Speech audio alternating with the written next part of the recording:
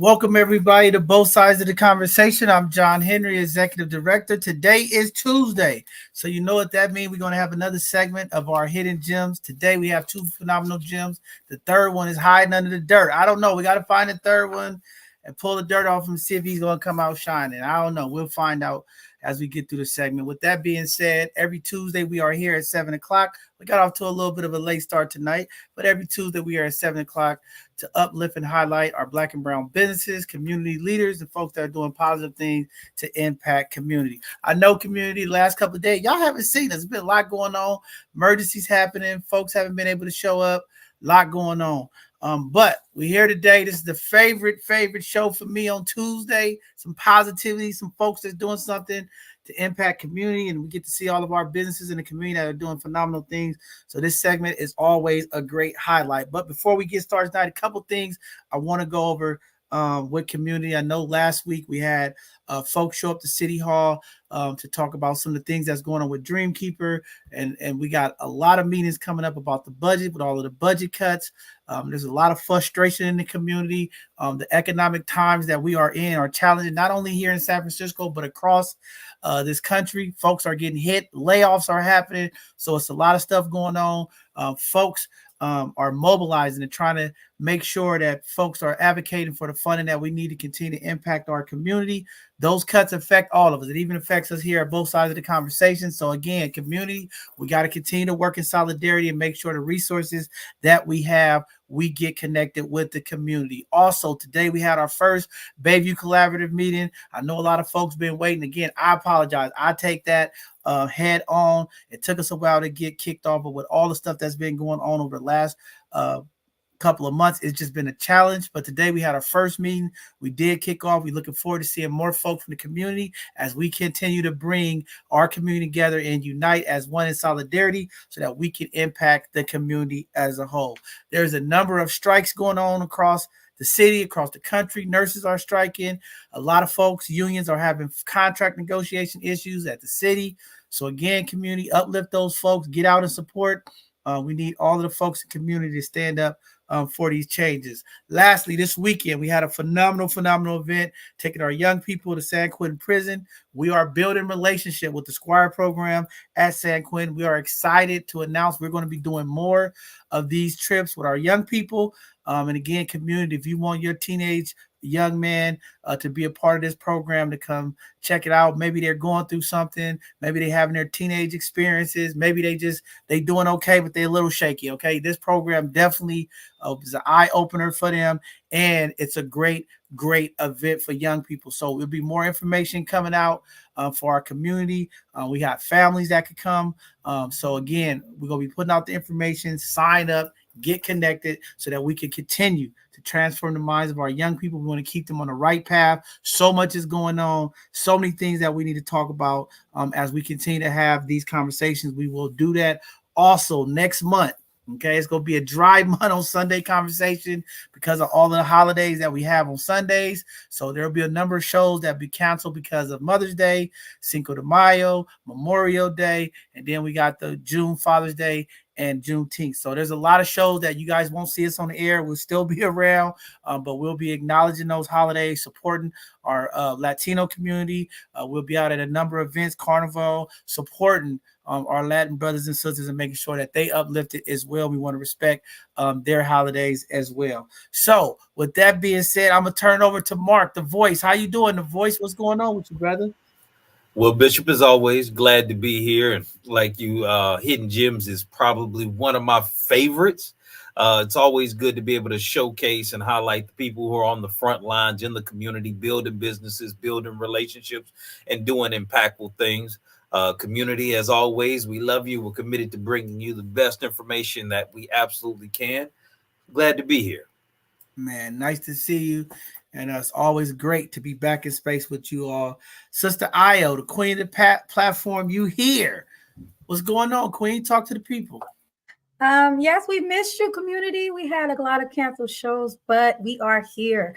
And I think we are in unison and on one accord when we say this is our favorite segment, being able to uplift and get the community informed about all the amazing businesses here in the Bay Area and across our wonderful nation. I'm glad to be in space with both of you, glad to be back on the show, and just really excited for tonight. Man, definitely me as well. And again, this is Minority Health Month. We're going to continue to uplift health in our community. The number of mental health issues that we have in our community need to be addressed. We're going to keep doing that. Continue to put information out to the community.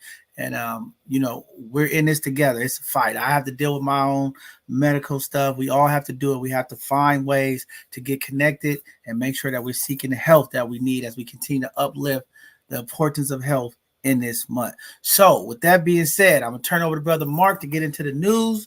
I'll take care of the events, and then we'll bring up these two phenomenal gems tonight. Absolutely. Well, let's go ahead and jump into the headlines. And our first headline reads, prisoner caught after escaping through the ceiling of a San Francisco General Hospital cell. A prisoner briefly escaped from the Zuckerberg San Francisco General Hospital by climbing through the ceiling on a 7th floor jail ward.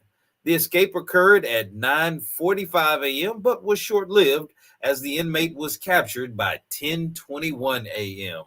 within a secure area of the facility. Now, despite the incident, the sheriff's office confirmed that the prisoner did not leave the hospital premises and was detained without any further incident.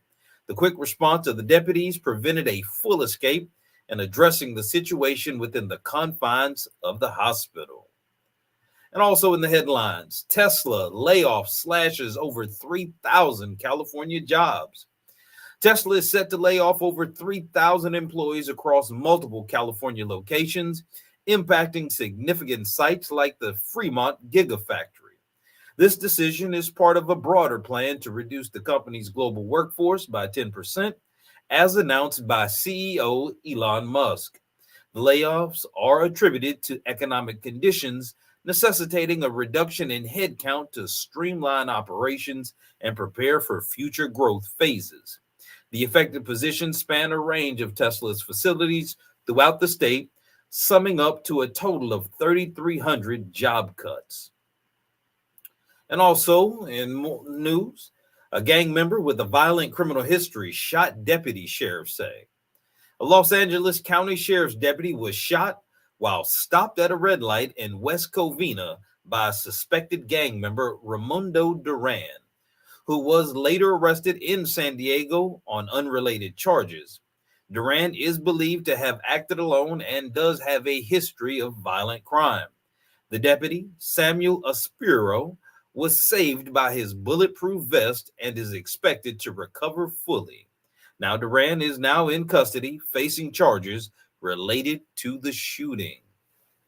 And in national news, women are less likely to die when treated by female doctors, a study suggests. A study indicates that hospitalized women have slightly better survival rates when treated by female doctors, with the potential to save 5,000 lives annually. The research, encompassing nearly 800,000 Medicare patients from 2016 through 2019, showed no significant impact on doctor gender for male patients, but factors like communication skills and less bias may contribute to these outcomes. The field seeks to understand why women and minorities often receive inferior medical care. Now, that'll do it for the news. I'm going to go ahead and pass it over to Queen Ayo so she can take care of the community events. Thank you, Mark. Discuss San Francisco school changes at AAPAC Town Hall, April 25th, 5 to 7 p.m. at 725 Golden Gate Avenue. Join Rafiki Bingo Night, April 26th, 5:30 to 8 p.m. Games at 6 p.m. at 601 Cesar Chavez Street in San Francisco. RSVP per person. Explore Sankofa Days at the Bay during San Francisco Climate Week 2024, April 21st through the 27th. Dive into history, understand your future. Apply for Bayview Legacy Foundation Scholarship Stipends available. Apply from March 15th through April 29th. Join us at CCSF Ocean Campus for the Connect 2024 Open House and Resource Fair, April 27th, 11 a.m. to 3 p.m. Explore, engage, empower. Celebrate the 40th anniversary of Shipyard Open Studios, explore art from William Rhodes, and more. April 27th and 28th from 11 to 6 p.m. Free entry, food courts, beer garden, live music at the Shipyard. Are you a high school graduating senior? Apply for BSOTC's $2,500 Community Engagement Scholarship. Deadline is April 30th. Visit the link below for more details. Gain financial aid for Shoes USA Scholars for High School Grads and Undergrads, selected on the basis of their financial need, academic achievement, and community involvement. Applications close on April 30th. Join the Neighborhood Emergency Response Team, NERT, for full training March 26th through May 1st, 9 a.m. to 1 p.m. at the Fire Department Division of Training. Tickets are at Eventbrite. Become a voice for San Francisco youth. Apply to be a youth commissioner, open to residents ages 12 to 23, passionate about youth needs and community change. Apply by May 10, 2024 to be a part of shaping a progressive future. Hip Hop TV's first annual Fashion and Art Gala 2024, honoring Chantel Hurden on May 11th, 8 to 11 p.m. All proceeds will benefit Chantel's children. California artists apply for the 2024 State Arts Grants. Opportunities open until June 6th. Join the Black Bike Project. Empower our youth with skills in rides ages 11 through 14, April 11th through June 6th, 3:30 to 5:30 p.m. at 601 Cesar Chavez in San Francisco. Join Rhodesha Jones for the Life on the Swerve, workshops on self-love and transformation. Saturdays, March 16th through June 14th, 11 a.m. to 1 p.m. at Ruth Williams Opera House. Opportunities for All offers career exploration and workforce development for San Francisco youth and young adults, ages 13 through 24, living or studying in San Francisco. San Francisco Bay Juneteenth and Father's Day Festival at Gilman Park. Join us June 16th, 12 to 6 p.m. for music, food, rides, and more. 2024 Summer Opportunities, programs and camps for kids K through 8, over 160 options for learning, engagement, safety, and health, ready for fall school. Dreamkeeper Initiative Kids Summer Camp at Prince Hall Computer Learning Center for grades K through 8, free admission June 10th through August 2nd. For more information, please call the number below. DCYF's Youth Opportunities, ages 14 through 24, explore opportunities for youth portal for summer jobs, internships, and more in San Francisco. For ages 14 through 17, watch for the paid summer jobs. SOA's City is Mine Tech and Sports Camp, April 2nd through November 26th, various times and locations, ages 7 through 16. Kids in the City presents Hair 101 workshop. Saturdays, 1 to 3 p.m. at Chase Center. Youth 7 through 17 learn about unique hair. Supplies will be provided. Join SECC at Hungry Cafe 8 a.m. to 4 p.m. for co-working, eatery, and social space at Southeast Community College. SFOEWD and Renaissance Entrepreneurship Center offer business support services for small business entrepreneurs in Bayview and Fillmore in San Francisco. The University of San Francisco New Community Counseling and Wellness Center provides 12 weeks of free therapy for San Francisco residents over 18 facing barriers to care.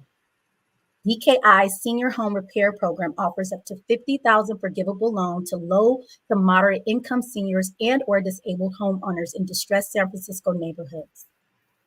San Francisco Human Rights Commission holds regular bi-monthly meetings on the second and fourth Thursday of each month at 5 p.m. in San Francisco City Hall Room 416.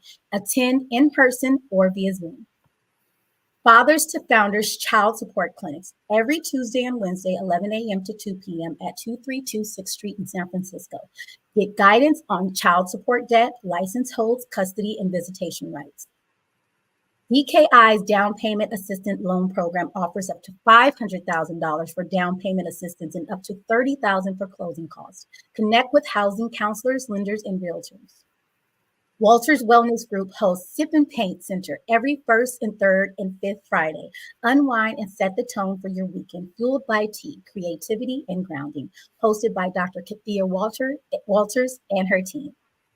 Join Fathers to Founders for Fatherhood Reimagined Therapy Group every Tuesday, 6 to 7:30 p.m. Food will be provided. APRI hosts youth workshops, job referrals, resume building skills, internships, networking, and community service hours. Fillmore's Friday Night Market, every Friday, 4 to 9 p.m. on O'Farrell Street between Fillmore and Steiner. Live music, food, vendors, dominoes, prizes, and fun.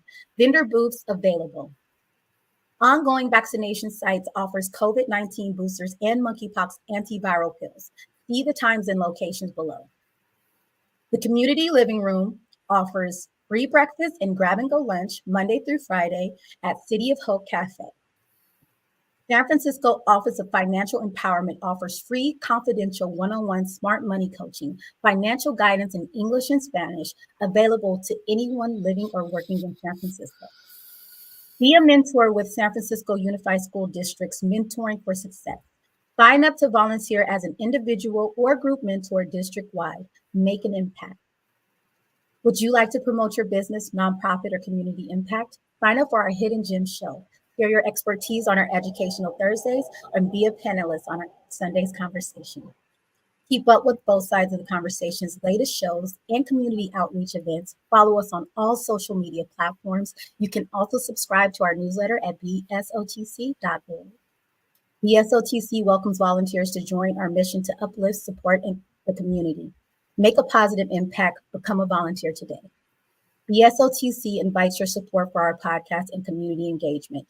Please explore our donation links. Your generous contributions will greatly aid us in enhancing our programming. We would like to take this time to acknowledge the Dreamkeeper Initiative and its support for BSOTC's programming and San Francisco's diverse Black communities. To learn more, please see the link below. Join us this Thursday, Educational Thursday, April 25th, with Ms. Keisha Dennis, How Money Works. Also, this Sunday's conversation, Nutritional Health in Our Community. Thank you. Well, it's been a long time coming, you guys. We've been off the air. I'm excited to see our first Hidden Gem tonight and ready to get this show on the road. Brother Mark, go ahead and introduce our first Hidden Gem tonight. Absolutely. Our first Hidden Gem is Miss Olga Enciso Smith, born in Peru. She came to the U.S. on a scholarship to study nursing. After losing the scholarship, she enrolled at Wayne State University to improve her English, and experience at California Indian Reservation inspired her to dedicate herself to promoting indigenous art and culture. In 1974, she founded a small gallery featuring Peruvian art, which expanded to include North, Central, and South America. Now called Machu Picchu Gallery of the Americas, it serves as a cultural center, preserving the intricacy of the master's work from ancient times. So we present to the community our newest Hidden Gem, Miss Olga Enciso Smith. Thank you very much. That is an amazing introduction. It must be for somebody else, not me.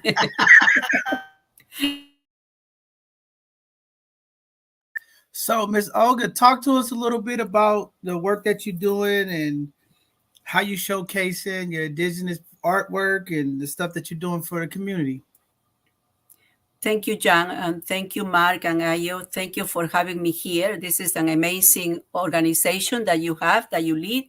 I have listened to the news and the community events, and my son is sitting next to me. He said the community events is very extensive. What so many resources for the community, and thank you so much for what you are doing. Well, I will tell you a little bit about about what has been said about Olga. It seems like another person.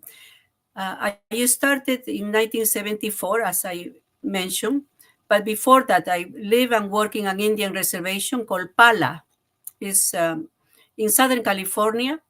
You know, there are missions in California, Mission Dolores, Mission Santa Clara, Mission San Jose in Fremont, and throughout California, we have missions. Most of them, as you know, they are tourist places or churches, but indigenous community do not live there. The absence of them is very noticeable to me when I visit the mission. In this mission was the only one that, quote unquote, serving to the Indians. It's called PALA, P-A-L-A. I work there in the Head Start program and live there with this family from Detroit that we drove all the way from Detroit and we came there. I visited the homes. When we say homes, you know, I am in my living room. So this is a home, I have a roof, you know, it's solid. But the homes there were not like this home. It really impacted me. It shocked me what happened. They don't speak their native language anymore. They don't do any of their handmade art like in Peru or Guatemala. And even though we are online, I see Mark and Ayo and you, John, you have purpose in life. You have a major purpose and you are accomplishing that purpose. I saw, sadly, there was no purpose in their eyes, no incentive to go to school or to work. And that was impacted me. I said, what happened? What happened?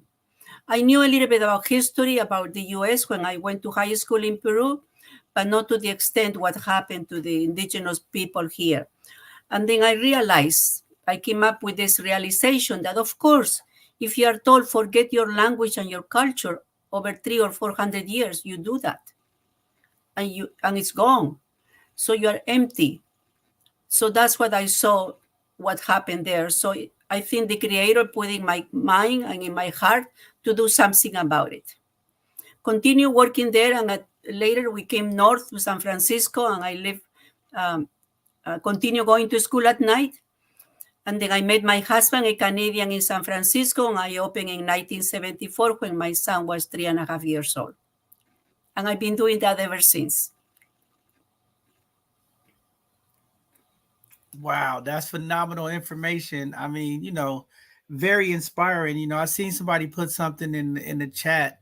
It seems like everyone's losing their culture, and I was going to ask you that. I mean, you know, there's so many told stories. There's so much misinformation about the different cultures, and so many folks are being stripped of their culture and they being.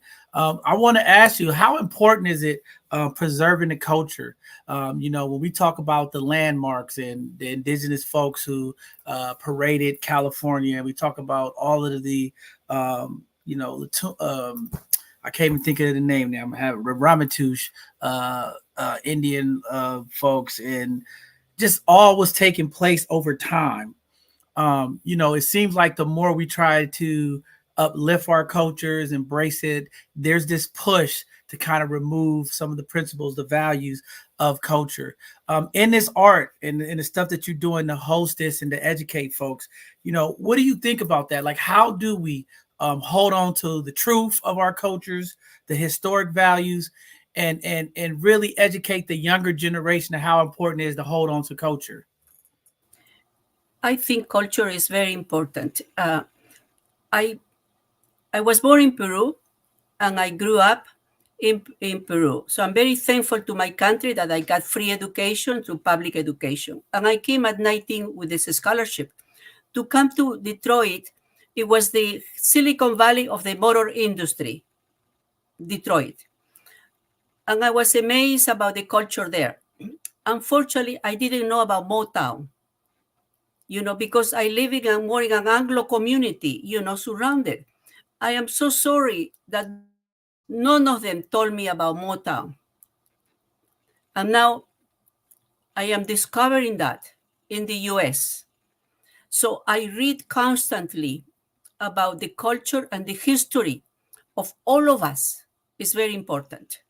We live in the Bay Area and we know the people that come from many parts of the world. Before it was just Anglo, Latino, and African American. And I do think, that Silicon Valley is the epicenter of innovation and technology that transformed the whole world. We know that. And it's extended from Cupertino, San Jose, Palo Alto, to all the way the Bay Area. Many things are very good things. Because of technology, we can see each other. I don't have to go all the way to San Francisco. And you can see me and they can hear me. But at the same time, there are many things that are not correct about the Silicon Valley, what's happening. There is no privacy. I am a senior now. I'm forced to go into the web, and other seniors don't have a computer. So what I'm trying to say is we need to go back to the down-to-earth cultures, more connected with each other, to be proud of who we are, to rediscover our ancient civilizations. People go to Peru to see Machu Picchu, the ancient Inca ruins. It's an amazement, another wonder of the world. But the amazement is also in the smaller things that the people are creating. I'm going to show you a Huichol painting made by the Huichol indigenous group in Mexico. Brian, my son is going to bring it closer to you. This is a piece of art. It's like a museum piece. But really, it's not a museum piece. You see this beautiful work of art. Some people think it's painted. No, it's not. It's made of wood. Can you hear the wood? Okay, it's a panel of wood. In the wood, they smear beeswax all around. They smear. After they smear, they take a yarn and they press it on the beeswax. So here is green, and here is off-white and red. And they do a frame all around. After that, they do all these designs, scorpions, deers. It's a work of art. Now, on the market right now, this will be about $4,000, which is inexpensive for the amount of time and the history of this art. We need to value this art. We need to pay what the artist has put hours and hours and months, even years. But they learn it from ancient times. This is part of the artist. So the soul of the artist is here. The soul of our ancient cultures are here. I haven't been to Africa. I became a chairman of a Hispanic Chamber of Commerce that had a global focus. So I led trade missions many countries around the world, Indonesia, India, but we didn't go to Africa. But I have seen Mr. Lewis PBS programs about the ancient civilization that existed in Africa. I said, wow.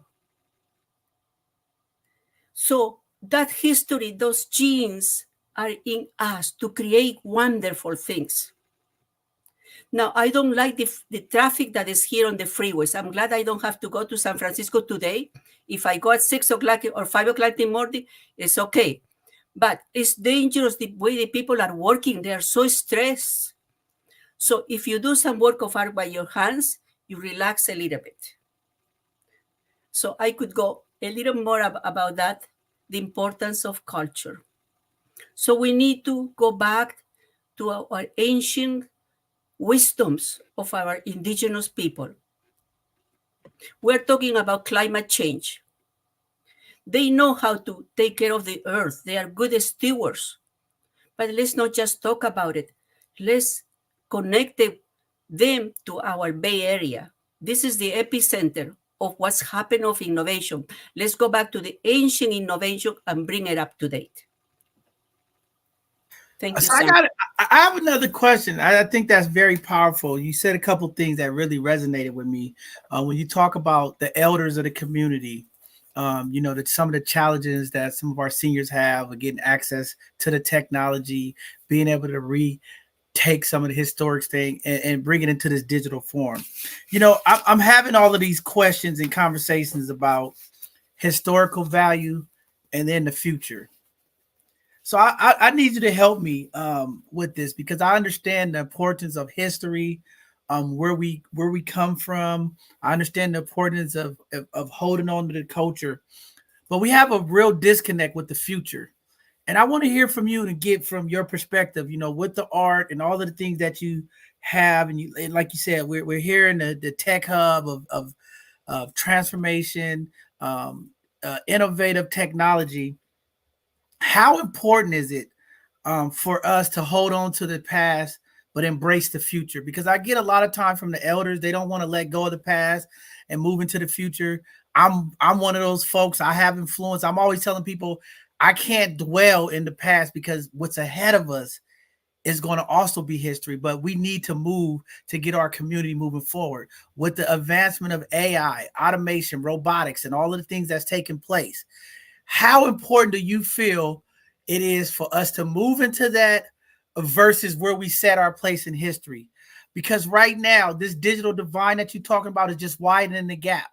And more of this generation are not being able to keep up and advance with technology. And we're getting lost even behind more on there.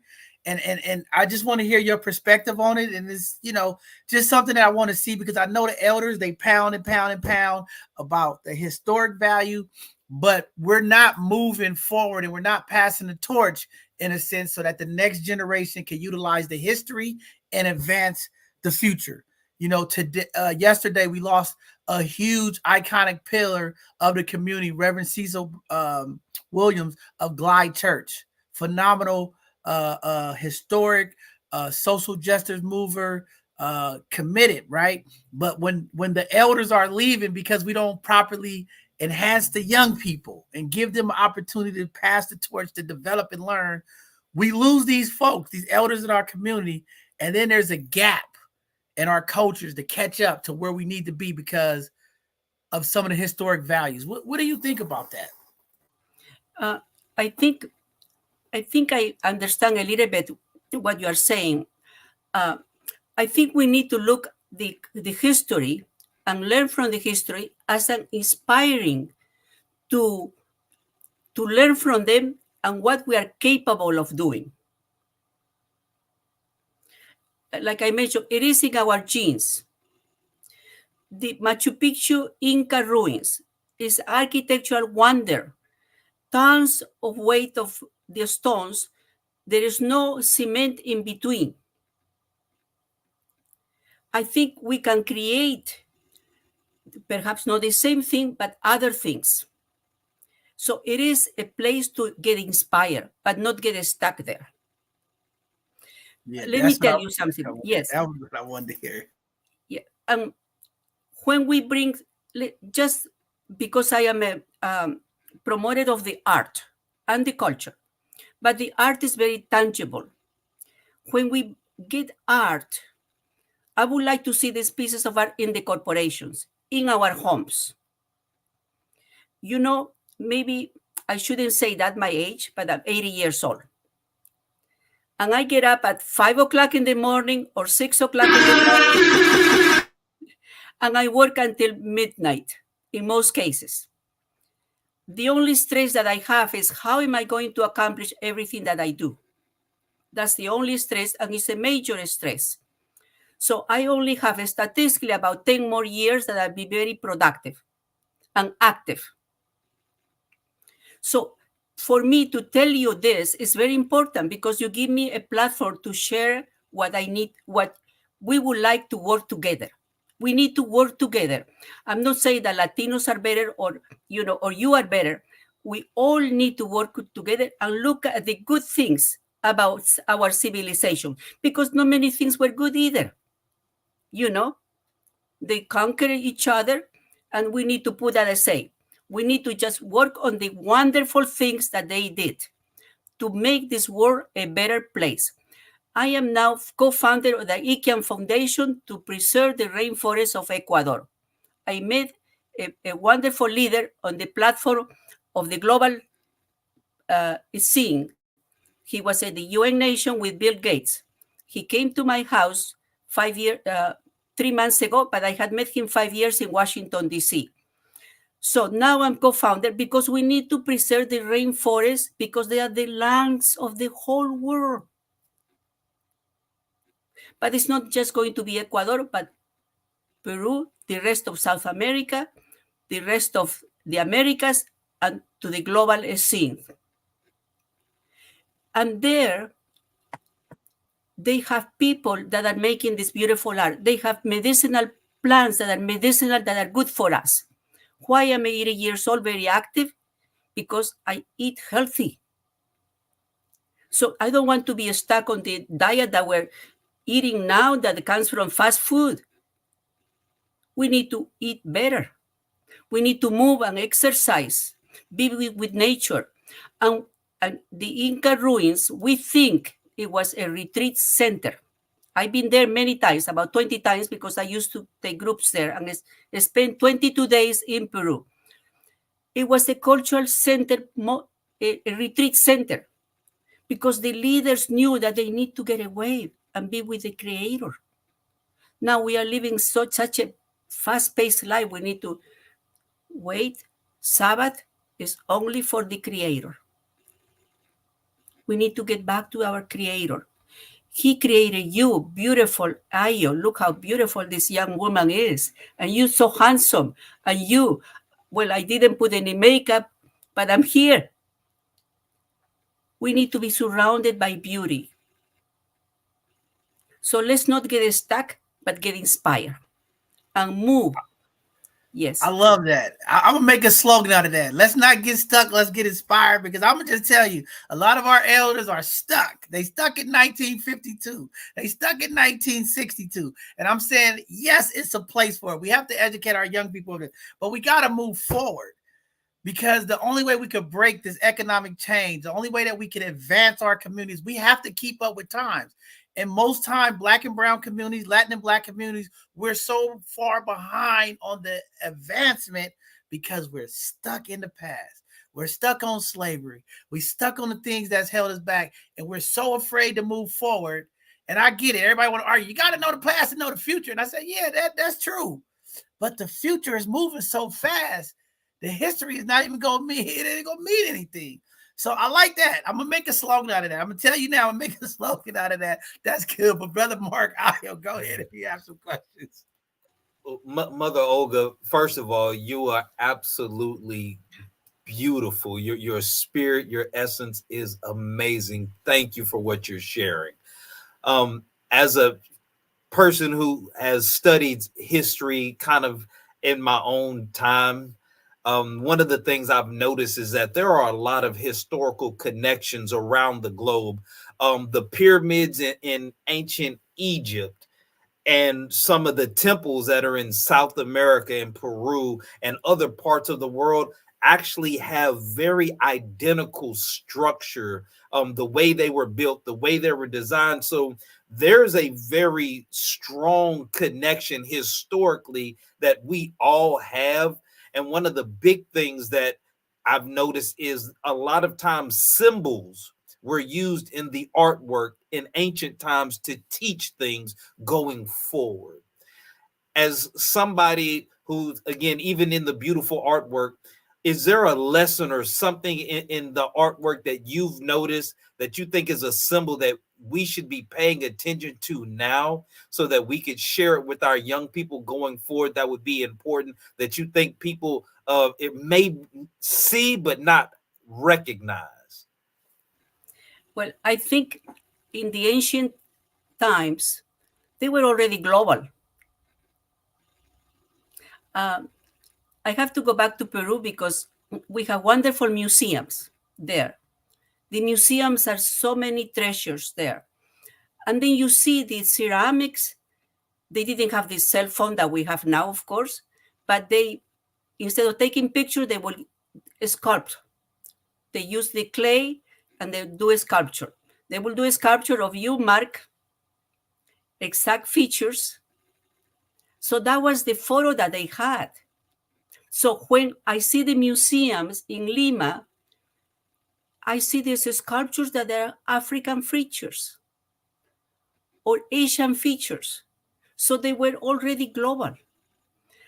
Another thing is because I give talks, different ages in schools or a corporation or college or university.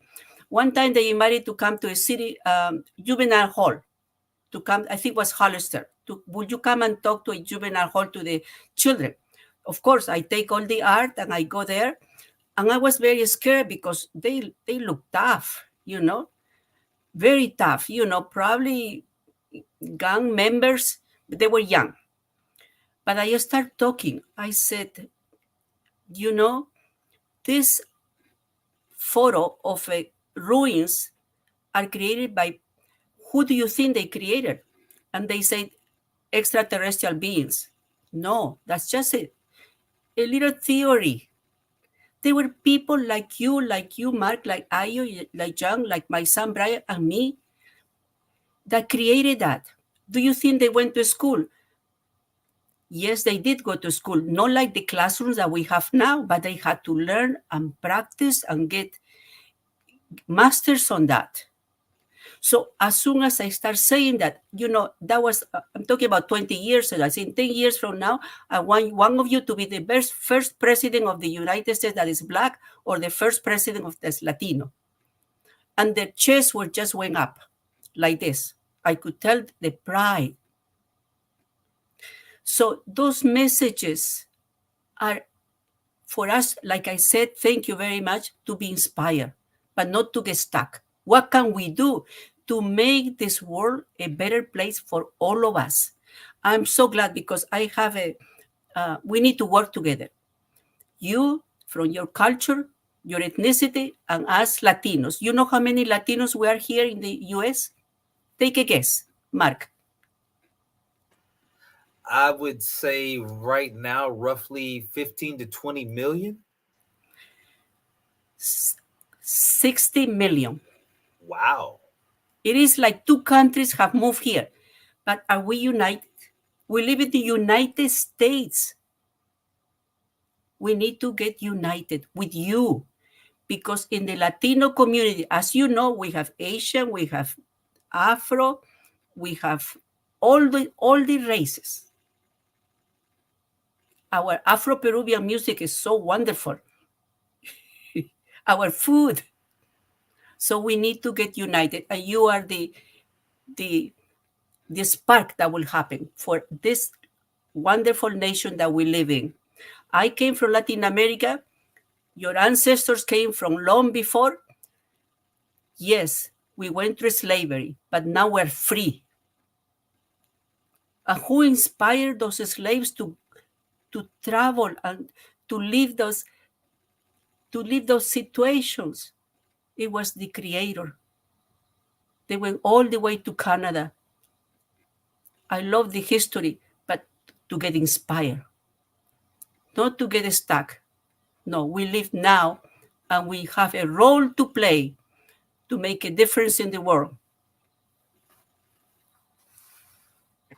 I just want to say, I just love you. I want to kind of piggyback off what Mark was saying about the signs, about the inscribing, about all of the history that was left behind. I was recently having a conversation with my best friend, and like you said, we're in America, but America really has no cultural history.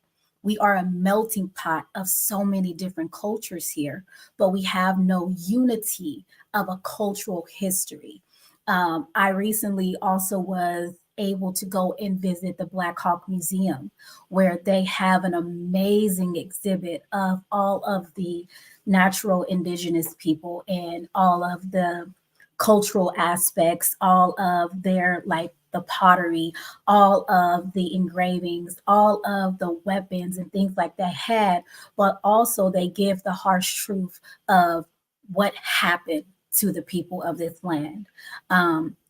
We have diminished their existence when saying Native American. No, they were indigenous to this place here and now, right? And being able to go back and utilize the culture to educate now, but like you said, not being stuck and having the repetition of the cycle of, well, we went through this, we went through that. No, what can we do with the information we have to uplift and to educate and to move forward with that? Like John said, how can we take this AI technology that we have and put that with the history that we already have, that information, and putting it to great use into something that can be used for our children and our children's children to be able to re-educate, but also to uplift them. And so you have a new cultural history of the Americas, of people making a stance, of people being united with the different cultural backgrounds with each other, becoming united as one. I see that beautiful, beautiful piece of art behind you, and it's inspiring. The history of just the way that it was made. You would look at it to the naked eye and think that is a paint, just a simple paint job. But being able to give that description of how it was made and educating our kids about that and getting back to that root of how that art is formed. We have so many new artists up and coming, but we have this AI technology.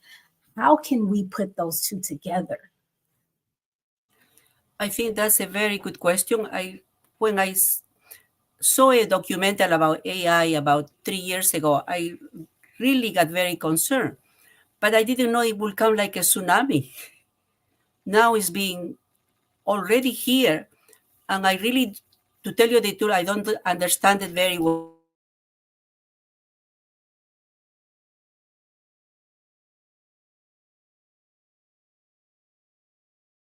Palo Alto is where the university is, and all of that, where was really the seed that sparked the whole world. And this FaithTech was founded by a Canadian from Waterloo, Canada. And they are solving so many social problems. These high-tech young people, it was just amazing. And within that group, there were people from all our races. There were about 16 only. So that will be a good place to connect. And they are here in Silicon Valley.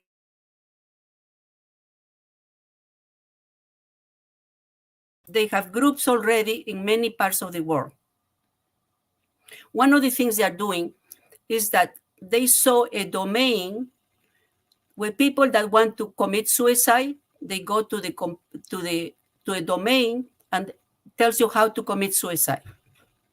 So what they did, this group in Waterloo, Canada, they bought the domain and they put something else. When people want to commit suicide, they find something that is going to save them. And this is what's happening.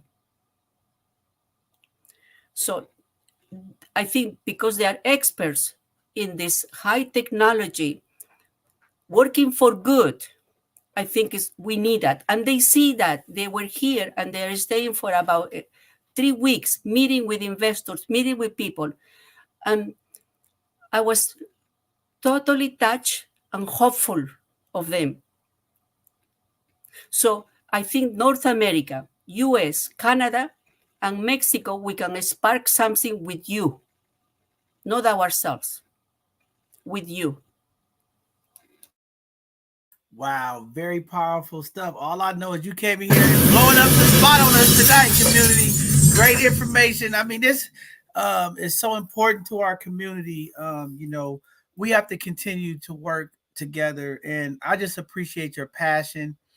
To know you don't sleep like me, I'm happy now. I'm not the only one getting 2 hours of sleep at night. But I mean, that's where it really starts. And I'm definitely looking forward to find a way that we can reach out and help support. I definitely want to know where could folks go out and check some of the artwork, some of the showcases. Do y'all have them in a theater, a gallery, somewhere that folks could go, or is it on media? Because I think it's important for folks to go check that stuff out. It's always great stuff when you go check out some of the historical art that folks have, and just to see some of the work. But I think the biggest gap in this all, from what you said, the takeaway is really bridging that gap between our elders and our young people. And I'm always fighting for that. How do we get our elders to release the power and reaching out to the young people? And how do we get the young people to listen? And I think that's the key to all of this. But very powerful stuff. There is healing through art. I'm a big believer of that. And there's so much that you could do to relieve stress through creating pots and pottery and different things of that nature. It's definitely great stuff. But when it comes to protecting the riches of the land, I think that is just something tremendous that we all have to do. I've taken a couple trips and going to those nice rainforests, seeing the different animals, seeing the greenery, seeing the scenery. It's so important. And I agree with you. We don't value it as much. Everybody's go. And I think it's terrible because globalization has taken over all of our countries. When you go over to countries now, it's more fast food restaurants. Everybody's trying to get more modern with their stuff, and no one's sticking to what's giving them that life, to have the access to the animals, the healthy water, the hikes, the trails, the whole land of these spaces is very important. And I think we definitely have to upkeep that. We have to do that to keep these spaces for us, for healing and also for the historic purposes. So that's great stuff. And, I'm just happy that you're here to give that knowledge. I've seen in the comments, we're losing so much of it in our schools. I was reading something. They was talking about how they was coming out telling that all the people in the Bible, all the stories was all black people and all this stuff, Putin making all these comments, right? And people like, I don't want to believe it. I mean, I'm thinking like, well, when do we wake up to the truth? People tell for years, they've told us Christopher Columbus discovered America. You know what I mean? So how do we get the truth to the people where they receive it and hold on to it? Because that's the most important part.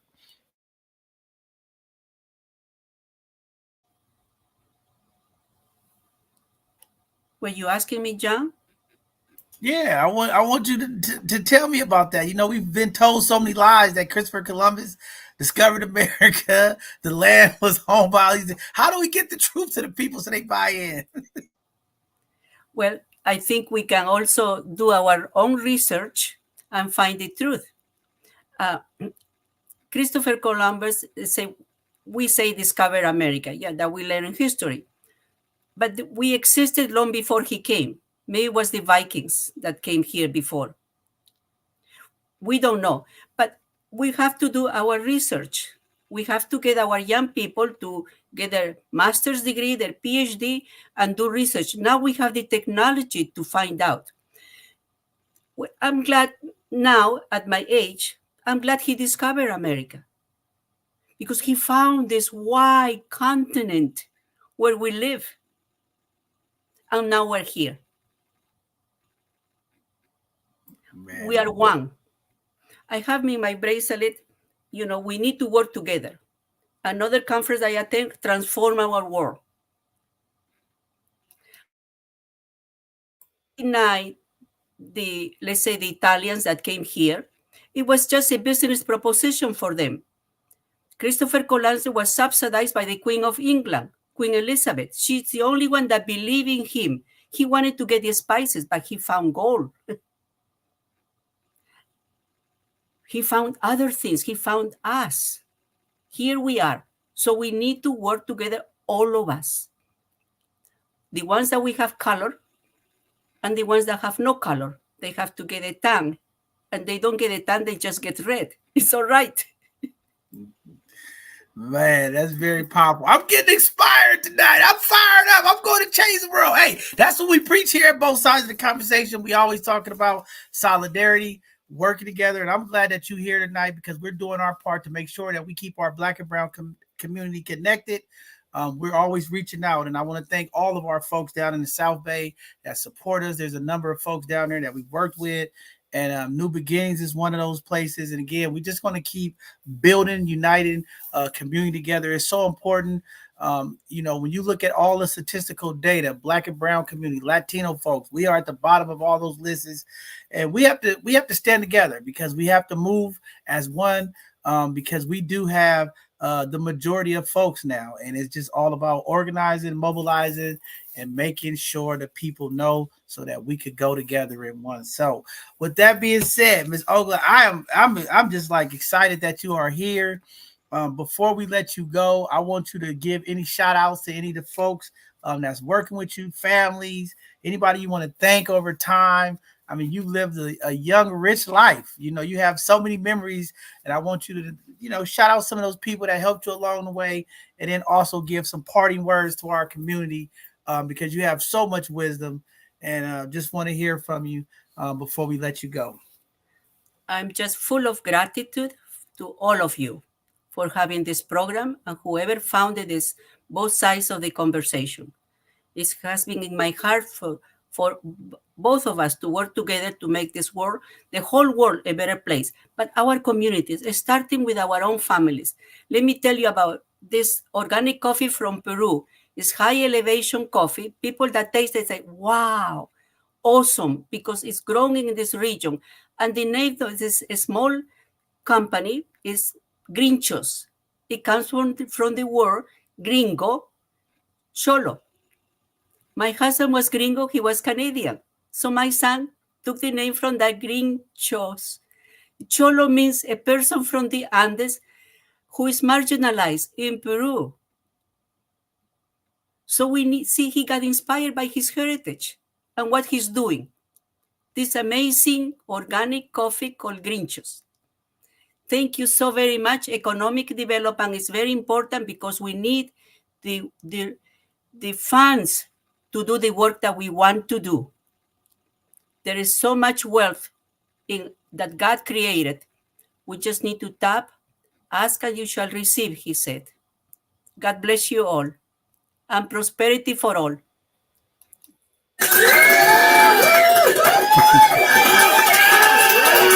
Well, you know, I just want to say thank you. I heard Chulo there. My eyes got big. I went, Papa Chulo.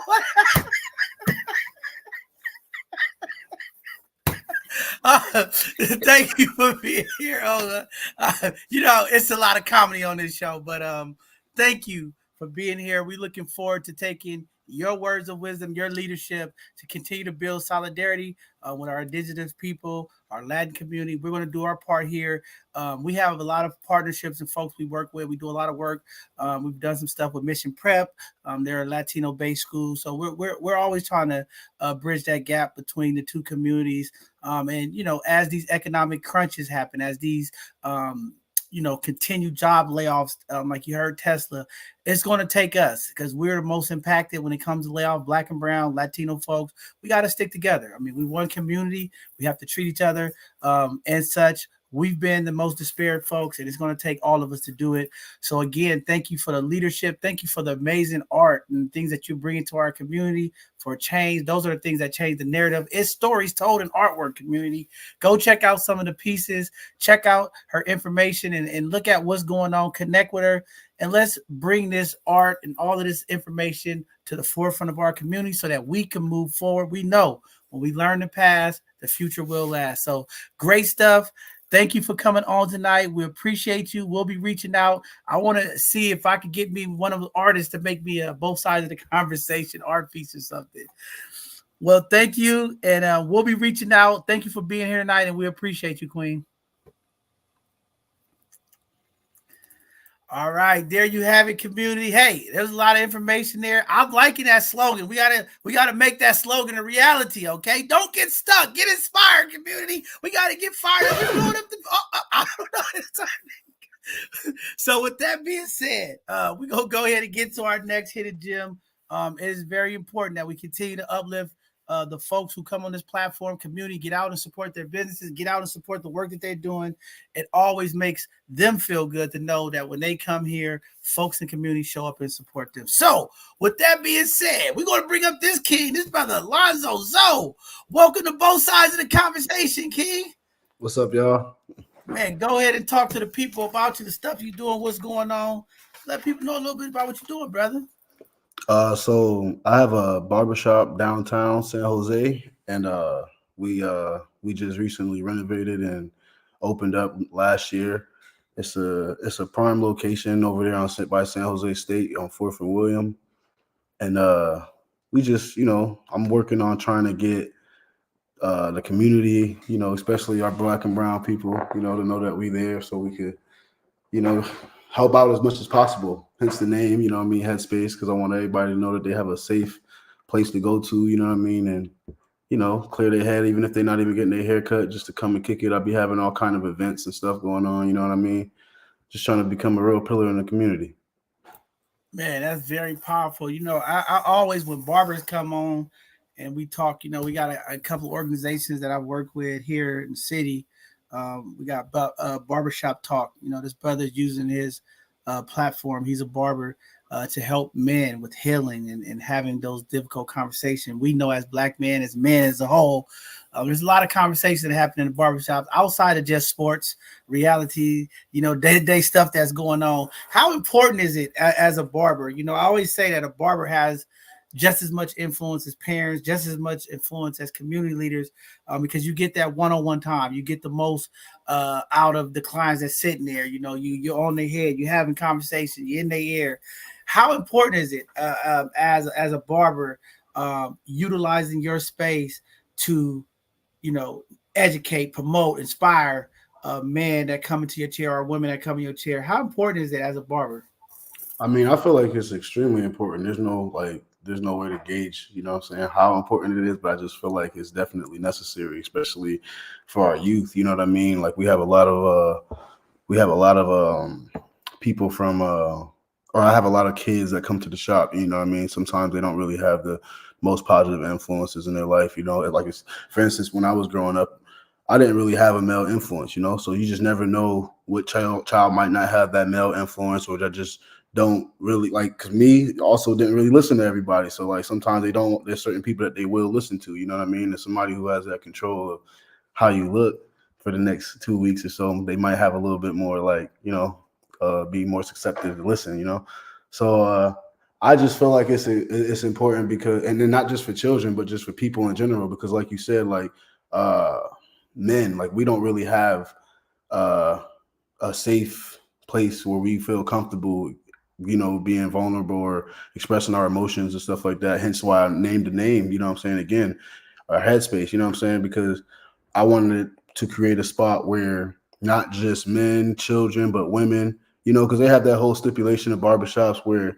how it is, where they say women come to the barbershop, or sometimes they just drop their kid off and be outside and, they wait in the car and all of that. I didn't want that to be. I'm trying to change that thing, like that whole perspective about barbershops as well, because that's one thing that kind of always stood out to me. It's like, why can't it be comfortable for men, women, children, and, everybody, you know what I'm saying?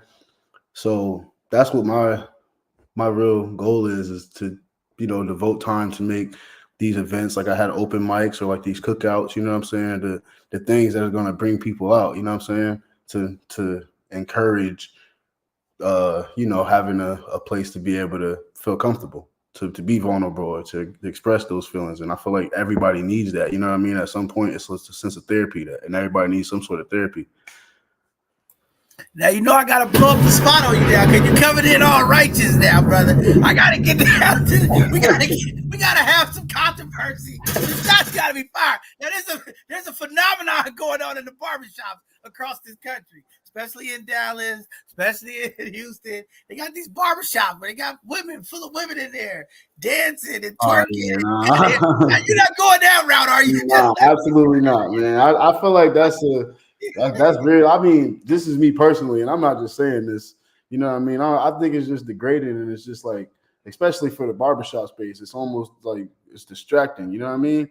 Like, why would you want that while you get your haircut? You know what I'm saying? Especially if it's I don't know. I just feel like that's not the place, or like, you know what I mean? It's just not a good look. I have seen videos. They competing, trying to get people to come in. I mean, again, the barbershop has always been a staple in our community. Like, this is where you would go, you get all the information, all the old heads is talking, giving game to the youngsters, people making business deals, making moves. Like, the barbershop has always been a hub.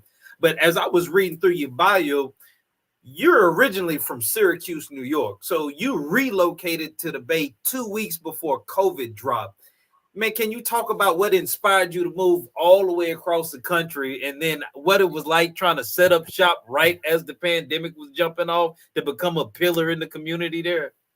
All right, so that was a whole different experience. So what happened was when I'm from Syracuse, New York, but I used to play basketball and I started traveling a lot. And I went to college in Florida and ended up relocating back to Florida. And I was there and I went to a hair show. And at the hair show, I ran into a brother that has a couple barbershops out here. His name is Dave Diggs, and I ran into him and his team at a barber convention, and I was extremely inspired. You know what I mean? And I just wanted to know like what I had to do in order to learn how to cut hair, because they came like yourself, Mark, dressed to the nine. They had suits on and stuff. You know what I mean? So I'm sitting there trying to figure out like why they dress like that to cut hair, and then I found out later that they were sponsored by Clipper companies, and they had barbershops out here in San Jose in California. But at the time I just thought it was LA, because when you come from the East Coast, everybody assumes that California is LA. But I had expressed interest in going to barber school, and they showed me what I had to do. Went to barber school out there, ended up getting my barber's license after like a year. And then I got a call from them because they told me that somebody had, recently relocated from the shop and there was a spot open, and if I wanted to come try it out. I had recently been out there during school for like 3 days. I came out to San Jose to visit just to check it out. They had a barber show going out here, and it was at the Glass House downtown San Jose. And I went down there, seen the barber show, went around for a couple of days, and told myself I'll come back after I got my license and all that eventually. But I didn't think it would happen this soon. Few months out of school, when that happened, he calls me, and this is around February in 2020. And I get out here, started, working at the shop, catching walk-ins and all of that. And it was a totally different experience going from Florida, where cuts were $15, $20, to coming out to California, where you could charge a base of $40. So that was enough for me to tell myself, like, all right, I don't know if I'm gonna go back home, you know what I mean? But so it was supposed to be like a test run. And then they started, I remember actually, it was we was in the shop cutting, and then we were watching the game. I can't remember who was playing. It was a basketball game though. And they stopped the game, and on the TV, I remember it. And everybody in the barbershop, like the Clippers cut off, everybody stopped cutting. And I remember just sitting there like, yo, like, you know what I mean? Like, this is serious. So that was when they like started issuing the quarantine and all of that stuff. And when that happened, there was a travel ban, so I wasn't able to go back home. And then they started, doing things, where they started boarding up the windows of places. And so I started thinking, like, what was I going to do? Was I going to try to travel back home and risk getting sick, or, like just stay here and try to figure it out? So I ended up having a roommate, and my roommate ended up having people that she always knew coming by, because she was like a host for events and all kind of things like that. So like I started meeting people through her and cutting, like, at my house where I was staying at in the living room. And then from there, started meeting people. I bought a bike because I couldn't afford a car yet. You know what I'm saying? Started riding around in San Jose, riding around all of these little cities, because, it's a lot of little cities around here that's close by. I even started riding, like when I started meeting people, I started putting my bike in trucks and started riding out to like Santa Cruz and Oakland and, San Francisco and stuff. Those big ride outs where they have all those people. I saw that as my target of market for,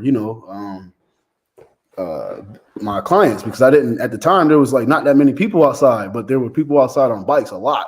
Like that was the one thing that I noticed during COVID, that people was outside riding and exercising and stuff. So when I got my bike and I started riding, I realized that a lot of these families and stuff were bringing their kids and all kind of stuff out to these bike rides. I started making business cards and exchanging business cards with them, set up shop at home and let them know that I had a spot at home. And I was making sure I was very sanitary. You know what I'm saying? I kept a mask on, would clean between every client. You know what I'm saying?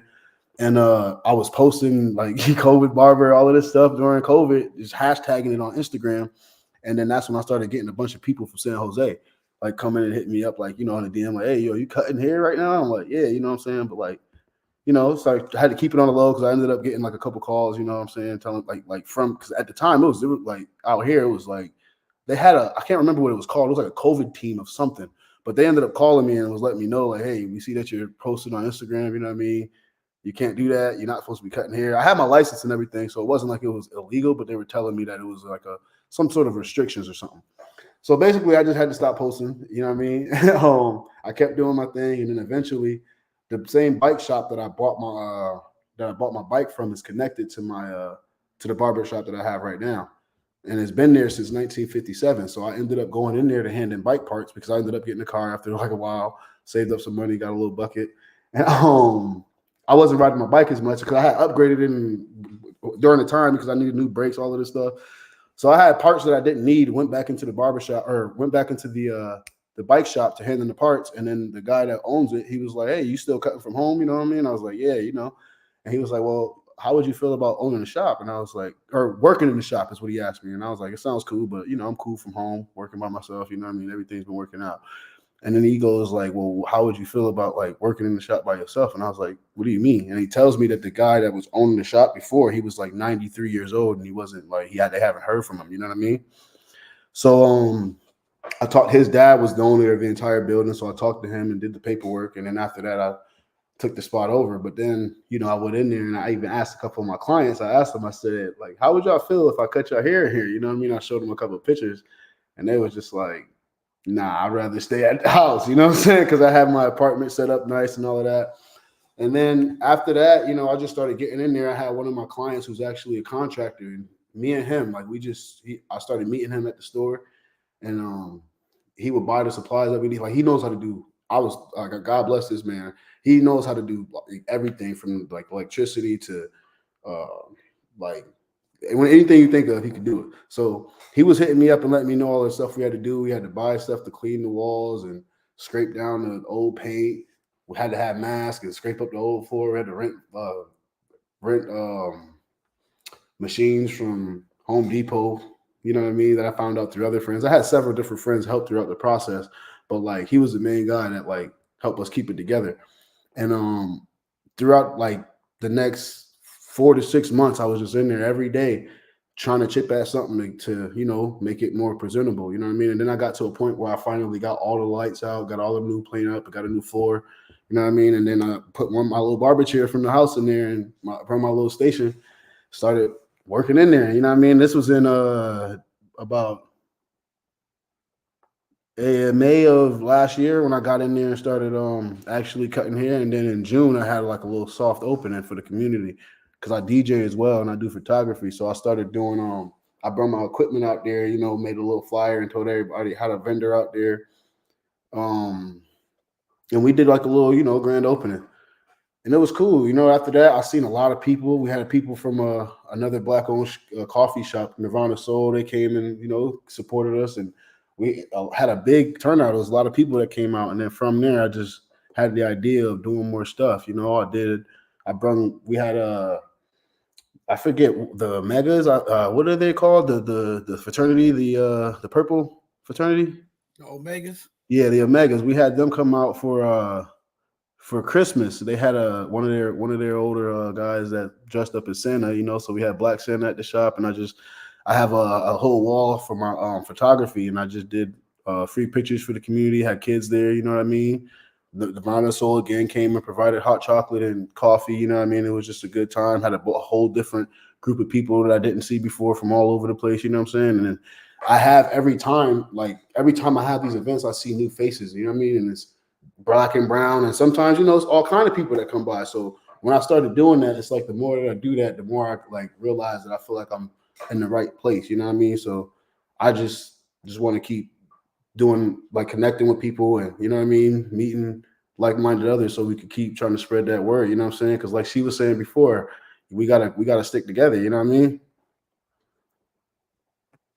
Well, I applaud you, and I know your struggle. I am a natural hairstylist, so COVID hit us hard. We was hustling and trying to get it done, and my cousin actually just texted me right now, and it's almost a year to the date since our salon was broadcast and guest here on Hidden Gems. Actually, it's been almost 1 year. Congrats. So This is an amazing platform for you, number one. Number two, but I can also relate to that struggle during COVID. We were trying to get it by any means necessary. I set up shop at the house. I had selective clients, so I know the struggle. And we just also moved to a new location, upgraded our salon. So congratulations on all your success with that. When it comes to the camaraderie and the community, when it comes to beauty salons and barbershops, like we're a beauty salon, but we do have a male barber in there. So we have male and female clientele. What is the culture like in your barbershop? Do you have just all male staff? Do you have women and men? Are you open to, having both? And what are your stance on like the traditional barbershop culture life? Like Jay was saying, the barbershop talk and all of that. But what are your stances on like the community when it comes around the barbershop and the culture? Okay, so yeah, this is actually for me to answer that, a good way to answer that is one, yes, I have right now this woman who's temporarily working in there. She's so what I did was, before I had somebody, I have 3 chairs. It's not a big spot. It's not that big. So I have 3 chairs. One is me, and then I have 2 other spaces that I've made available for people if they wanted to come and rent. So I've had like one barber before, and then I had another hairstylist, but unfortunately things didn't work out. So they ended up having to, go back to what they were doing before. And then I ended up making the idea of having like a drop-in fee. So because what most barbershops or salons do is you have a set booth rent a week. But for me, it's like, I've been doing it myself for, the past year and a half. So I'm not trying to make it to where it's like, oh, I just need somebody to come in there, and pay my rent. I want to have it to where whoever comes in there, they could build, and be able to move on and do what I'm doing. They're on their own. You get what I'm saying? So what I started doing was having a drop-in fee of a certain fee a day. If they want to come and try it out, they could test the chair out, test the shop out. So I had recently, I had this woman that's been doing braids and locks, So it's been bringing a lot of women to the shop. But again, in my shop, before she even got there, I had to make sure, because I have a lot of art in my shop. So I put a lot of different art.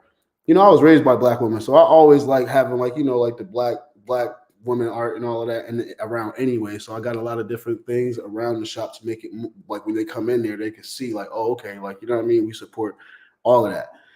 And with that, it helps bring a different, group of people and makes everybody more comfortable too. So it's not like we don't have the barbershop talk, or like, it's not like it's always like that, you know what I'm saying? But like sometimes it's at least people, when they come in there, they know to be respectful. Like everybody, they have, for the most part, we all have clean conversations anyway. It's like there's a certain caliber that comes through there because of the standard that I set when I first opened up. You know what I mean? Like I don't really associate myself with people that I have to worry about.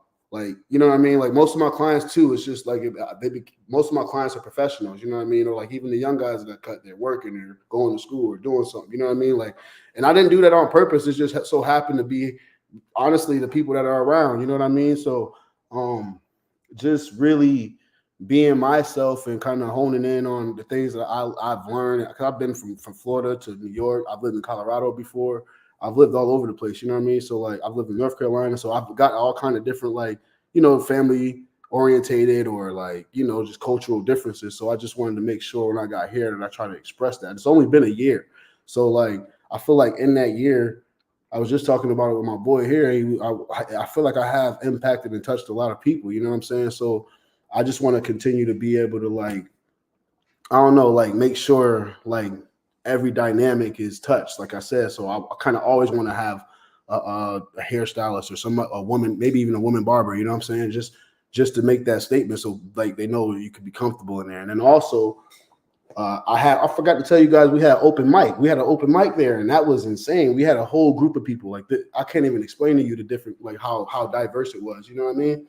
If you guys want to, you could go and check it out on Instagram. I posted in a reel about it to like recap it. But even that, you'll see. And everybody says the same thing when they come in there, and I kind of take it for granted because it's like, I'm in it, so I don't really like take the time to appreciate it as much as I like. I tell people I appreciate it, and I hope they understand that I mean it. But like, She already know what I'm saying. When you living it and you going through it, it's kind of hard to like sit back and realize what's going on, you know. But like I said, every time I had 2 open mics from my homegirl Joy. She's a singer out here. She started hosting this event, and she wanted to have it there for the past 2 times they had it, and both times it was a great turnout, and people came and shared poems. A couple of people rapped. A couple of people tried to, like they did all kind of different things, and it was like it just made me feel like, man, like this is doing the space is doing what it's supposed to do. And it's just taking, like, I feel like it's taking time, but like my boy, he was like, bro, like you gotta think, it's only been a year and you did all of that, you know what I'm saying? Like it's gonna blow up. You just gotta keep doing what you're doing. And I'm just like, you know what, you're right. I need to sit back, and that's why like even this interview is like good, because it's making me realize like all the stuff that's going on. And I hope I'm not babbling, you know what I mean? But no, but I feel like you actually took the traditional. Whose background is that? You actually took the traditional barbershop experience and you're elevating it, right? So it's not the traditional going in there, you did your haircut. Of course, it's a therapeutic situation, but like you said, you're expanding from all of your different cultural backgrounds, from, like you said, you're a DJ, artist, all these things, but you're taking everything that you are collectively and you're building a brand new community within it, which is amazing. It's amazing. Appreciate it. Thank you. Hey, Brother Zoe. Yes, sir. I got to get the truth from you, man, because all these barbers out here, I'm blowing up the spot tonight. You ain't getting off easy with these comments. And these brothers that's barber, my barber text me like, man, we ain't trying to have that competition now. They got these female barbers now. They got lines around the corner. All these IG models going to learn to cut hair. You want that competition in the shop, brother? You said what is that? What's the question? I said all of these new Instagram models who are going into barbering. My boy was showing me videos of this girl, of people flying all across the country to come to the shop to get cut by this lady. You don't feel like that competition is going to be a problem for the brothers?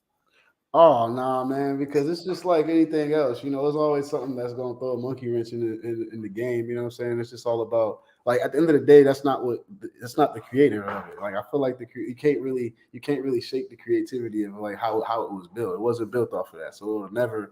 I feel like expect certain things, like it's like basketball. You know what I mean? Or there's women basketball and there's men's basketball. You get what I'm saying? There's never going to be a game where they're playing each other. You get what I'm saying? And it's like some people like to watch women's basketball, some people like to watch men's basketball, some people like to watch both. So like, and at the end of the day, like, everybody has their favorite players. So like, I feel like with that, it's just like barbers. We have, anywhere you go, there's 1,000 barbershops in the neighborhood.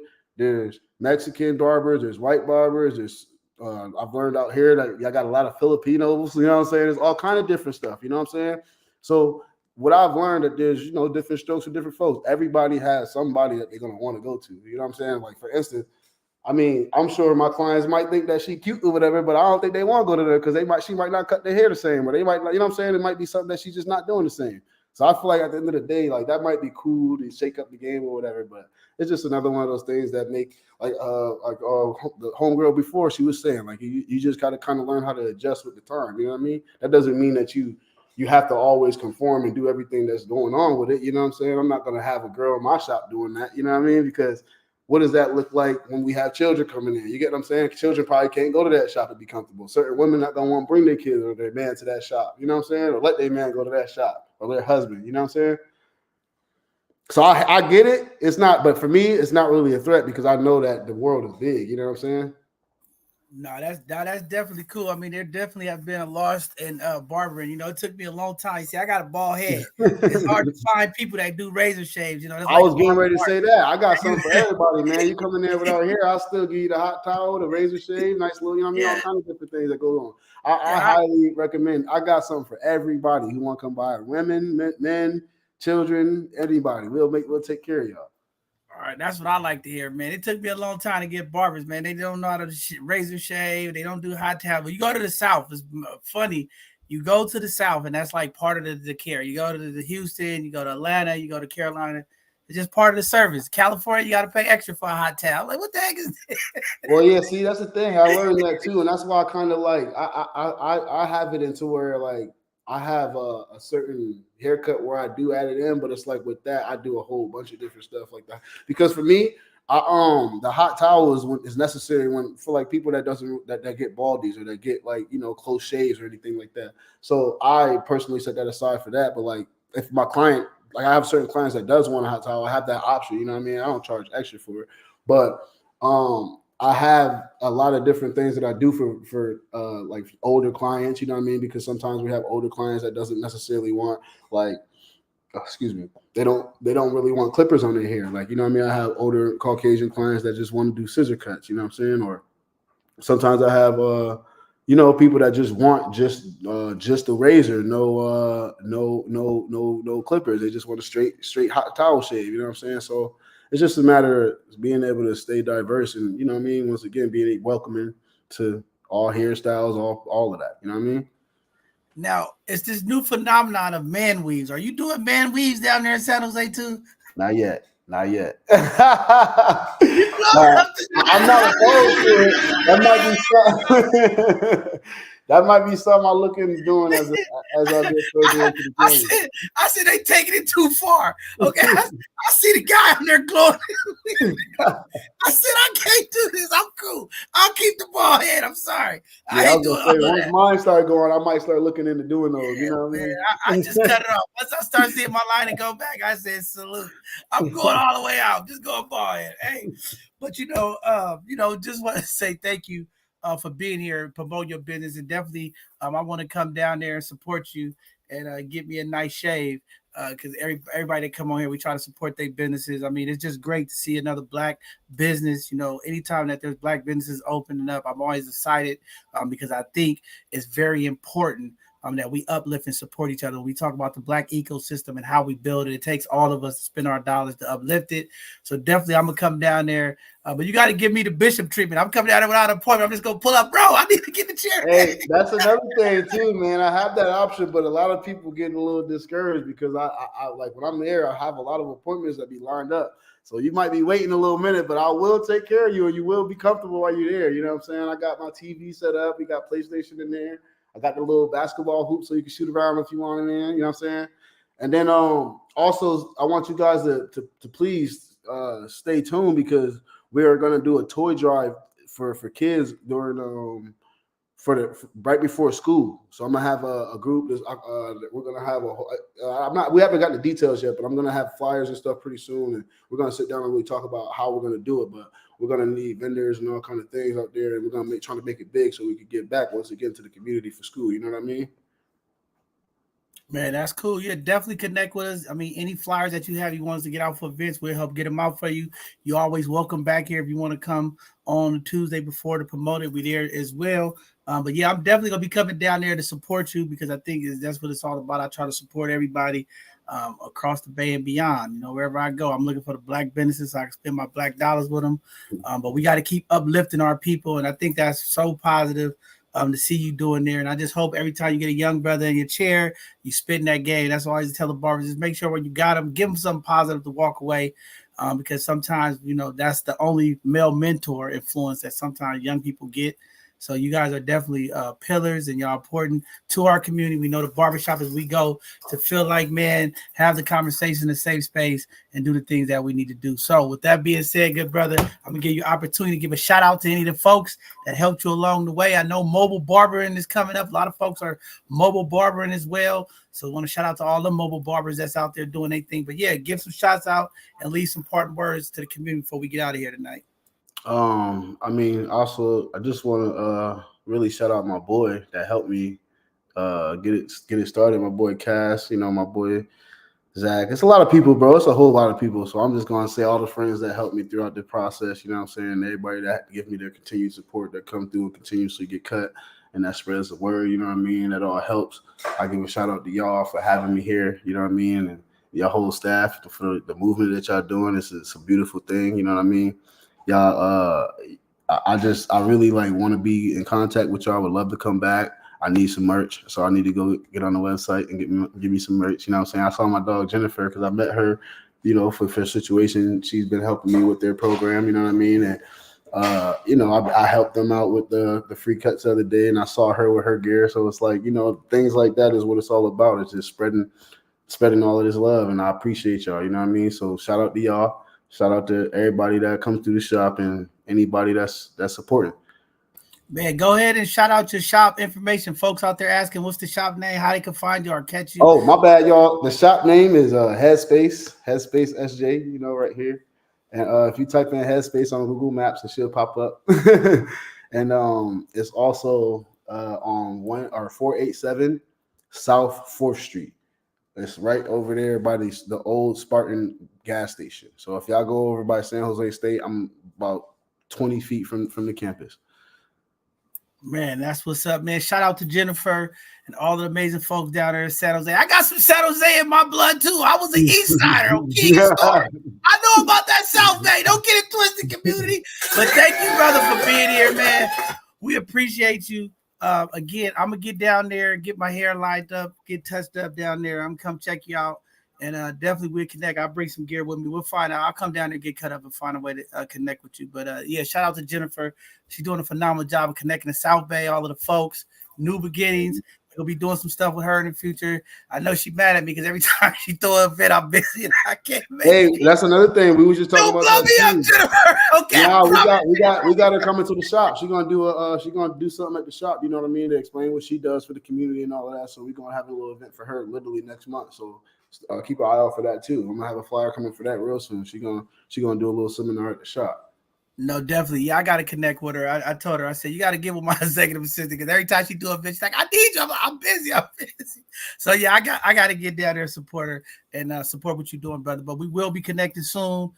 Thank you, community. Get out there, check out Headspaces. If you're down there in the South Bay watching, go check the brothers out, see what's going on, support the business, and uplift what he's doing, man. Well, thank you, brother. We appreciate you being here, man. Have a blessed evening. We'll continue to get your information out. And again, if you got any events, any flyers, send it to our events at BSOTC, and we'll make sure we help some promote and send it out to the community. Yes, sir. We'll do. All right. Peace, King. Good to see you, brother. Appreciate y'all. Y'all stay blessed. All right, community. There you have it. You want to go get a nice fade? I don't know. Maybe some of you brothers want a man weave. Go down there and get a man weave. I don't know. We try to bless the people, man. There's a lot going on. You know, we're trying to uplift our businesses, and that's what it's really all about. Making sure that we support. That's the purpose of this segment for folks that just tuning in. If this is your first time, this is what this Hidden Gem segment is really about, to really promote our Black and brown businesses, to make sure our community, the community folks that we represent, get out there and support these businesses. It is very important that we make sure that our Black dollars, our brown dollars circulate within our communities. Everything we do, we should be looking to go Black and brown so that we can uplift our business. We need more entrepreneurs, more ownership. We need our spaces that we could go to and get the service we need and deal with the folks who look like us and understand us when we come into their business. So with that being said, we got to get out of here now. It's late. I don't know. It's getting late. I'm about to go to sleep on the air. I don't know. Brother Mark, give some parting words to the community before we get out of here, King. Man, community, this is why we do Hidden Gems. Y'all don't understand some of the things that happen behind the scenes when we're trying to put on these programs, but understand we fight to bring y'all the very best that's available to you in the community. First of all, the historical context and connection. Queen Olga was an absolute blessing. Again, she gave some real wisdom and gave us access to some beautiful artwork.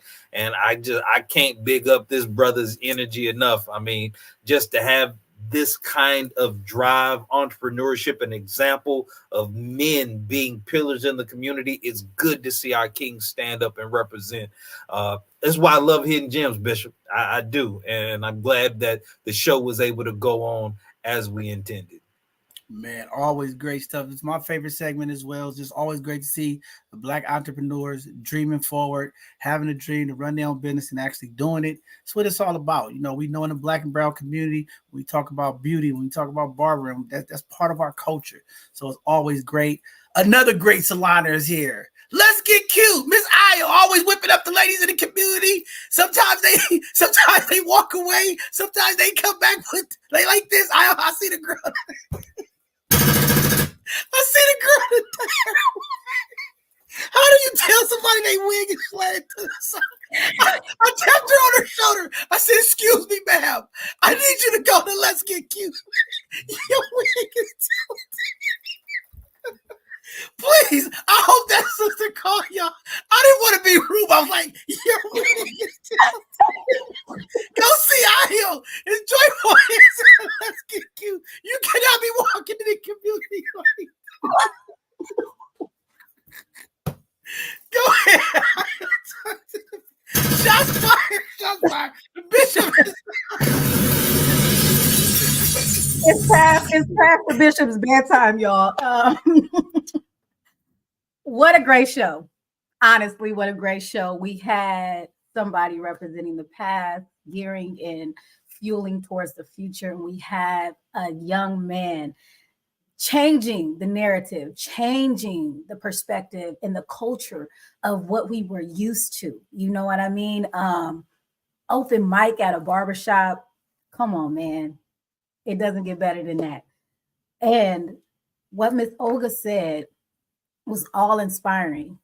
I heard a quote today, and the woman said, "The world is changed by example, not by your opinions."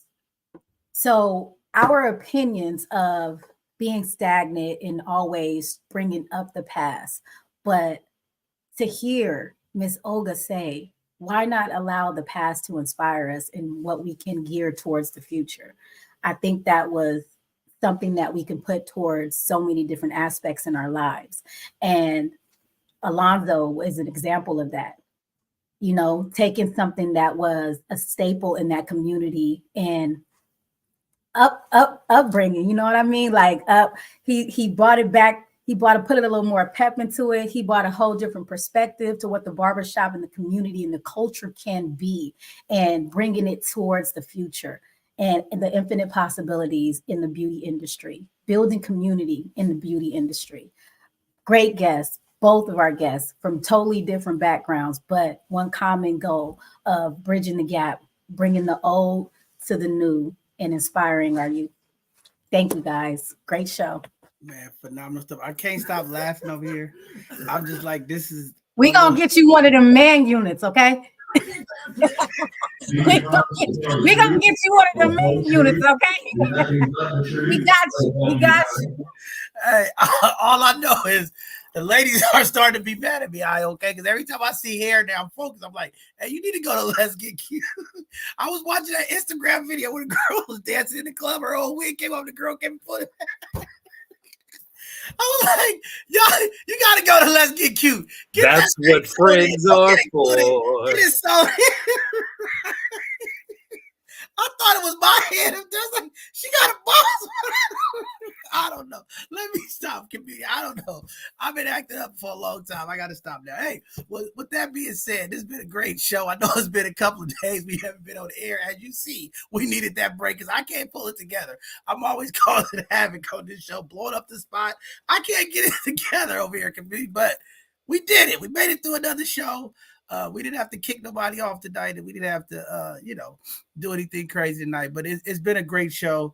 And again, Hidden Gems is definitely for the people, and that's what we want to keep doing. I know this month of May is going to be tight. A lot of folks, we're not going to be on the air because of the holidays that we have falling on Sundays. So this month it will be limited Sunday conversations in May because we have Cinco de Mayo, we have Mother's Day, we have Memorial Day. We got Juneteenth coming, so y'all not gonna see us on the air for a while on Sundays, but just understand we're still doing our part to make sure that we keep the conversations going in the community. There's a lot of conversation that we need to have coming up in the future when we talk about these side shows. We got to have a conversation about these side shows. They're getting out of control here in the Bay Area. Somebody is going to get killed in these side shows. So we got to talk about that. We got to talk about public safety. Some of the things that's still happening with law enforcement and community. We got to have those conversations. And then we're going to be talking about some of the stuff that we need as community from our elected officials as we continue to move the needle in our communities. When we talk about nonprofits and their role to continue to push communities forward, there's a lot of supporting things that are needed, and we have to have a conversation about that. So we're going to have some amazing shows coming up. We also looking at some programming changes after this fiscal year. So just be tuned.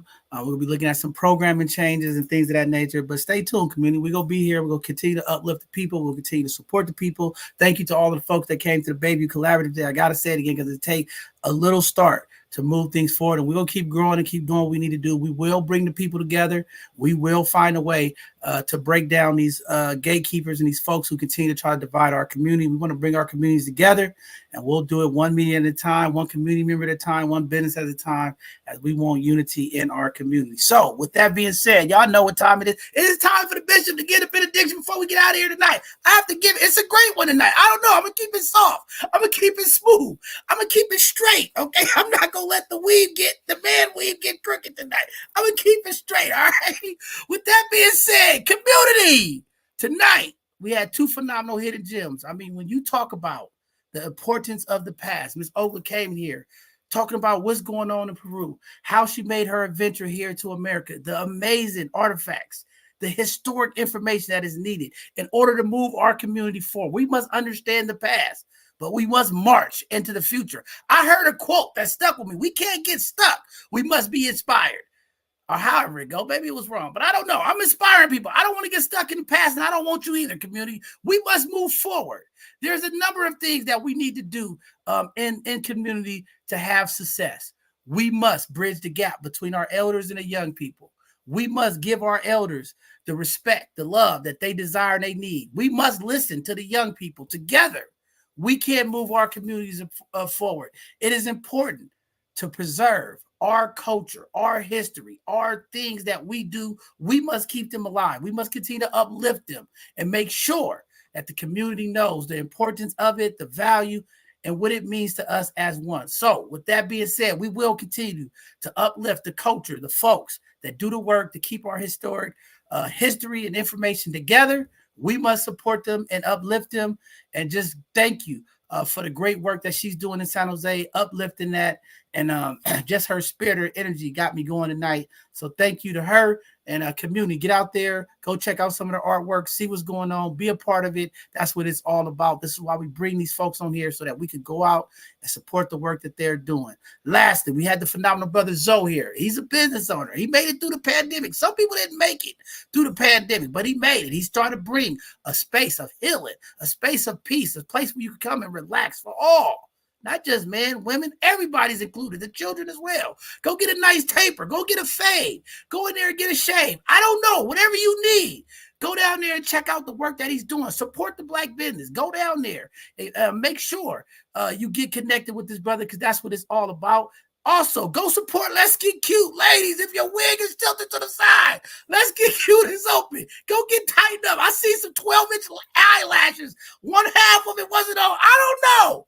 We got some work to do in the community. I don't know who's vetting these people, letting them know they can walk out the house like that. But there is a door open. Go to Let's Get Cute. You can get touched up. Go see Sister Ayo. Tell her you need some joyful hands in your hair. I don't know. I see dandruff popping out of people's wigs. There's all these white spots. I don't know. Let's Get Cute is where you need to go. With that being said, thank you, community. It's been a great show tonight. We had two amazing gems. Go support the businesses. All I can say, at the end of the day, go and spend your dollars with these businesses so that they can continue to thrive, so that they can be standing and continue to do the doors, keep their doors open for the community. With that being said, I don't know where this is going. I'm just sorry. I'm out of control tonight. I'm sorry, community. I'm sorry. I'm bringing it back. Hey, before we go, on a serious note, we have to give our condolences to the Williams family. As you all know, yesterday, Cecil Williams, the pastor, the founder of Glide Memorial Church, historic church in San Francisco, passed away, 94 years old. Please uplift his family, his children, and to the new leadership of Gina Farmer that's taken over down there, continue to keep them on a prayer. This is an icon, a major influencer in our community. He was a pillar. We talk about trailblazer, man. He was owning something great, bringing solidarity, bringing unity to the folks down in the Tenderloin. When we talk about feeding the people, giving them the 4-pack love, food, knowledge, information, and education, Glide was one of those organizations that did it. So thank you to Reverend Cecil Williams for all the amazing work that he done for the community, to his family. So many nights, so many times that he was out blessing other people, not able to be with his family. And to all of our community leaders, folks need to understand this is hard work. When you're out in the community, sometimes you miss time with your family, your loved one, your wife, your husband, your children. This work is very draining. Please remember to uplift and support those folks who give up so much for you and for the community. It is a tiresome job. It's sometimes an unrewarding job, but it takes courage. It takes bravery. It takes consistency and love for the people. And only certain people are called to do God's work. Some of you are out there doing God's work. Continue to do it. Continue to uplift the people and keep Glide and the Williams family in your prayers. We'll keep you up to date for the funeral arrangements and information as we get it. I know it's going to be a packed house. Folks all across the country that's been impacted by the work of Cecil Williams will be in attendance. A lot of elected officials. It's going to be a huge going away. But just want to say, hey, we losing some of our elders, and this is why I keep harping on. It is important for the elders to pass the torch to the young people. We need to keep the work moving forward. We don't need delay in services. So community elders, folks that's been in the business for 30, 40, 50 years, find you a young person, mentor them, teach them how to do this work right. Make sure that you give them the things that they need so that we can continue to move our community forward. It sucks when our elders die and it takes us 10 to 15 years to move our communities back forward because of the loss of information, the connections, the network, and things of that nature. So it is important to do that. We will continue to do that. We'll continue to wrestle with our elders who don't want to pass the torch to get them to pass the torch. It's a number of you out there. I'm not going to call any names tonight. I'm watching you, okay? I'm just telling you, get it together, elders. And then all my young people out there, stay open, listen, and understand your time is coming. Do the right things and be in position to be ready. With that being said, thank you all for tuning in. I'll be out for a couple of days, but I'll be back for Thursday, hopefully. We got some amazing stuff going on. Continue to support us as we continue to support you. It's all about the people. Y'all know how we rock here at both sides of the conversation. We will continue to change the narrative. Uplift the voices of the people. It is me. Walk with me, the bishop. I will see you all out in the community. Be safe now, community. Good night. Do the right thing. Something's great coming to us. Hang in there, community. We love y'all. See y'all on Thursday.